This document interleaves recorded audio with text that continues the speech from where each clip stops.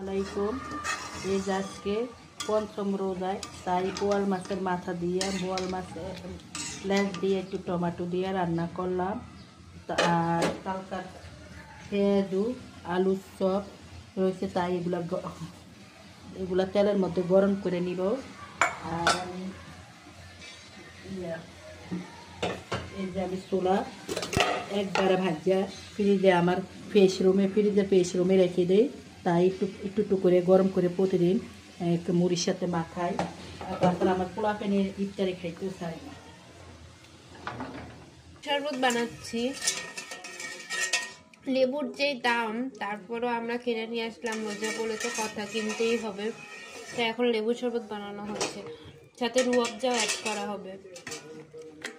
ওই যে সেই রুয়াবজা, লেবুর সাথে রুয়াবজা অ্যাড করে খেলে খুব ভালোই লাগে।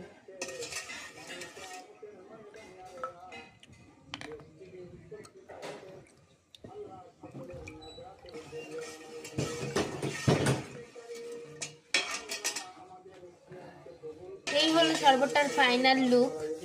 লাল লাল টকটকে শরবত, দেখতে খুব সুন্দর লাগছে।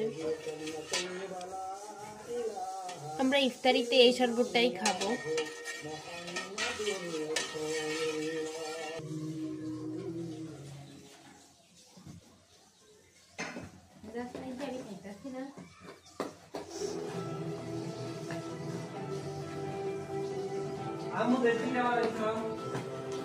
আজকের ইফতারি ছোলা, পুদিনা পাতা, শসা, এই আলুর চপ, পেঁয়াজু, কলা, জিরাফি, আপেল, মালটা আর রুয়াবজা শরবত, এই দিয়ে আজকের আপনার ইফতারি করবো।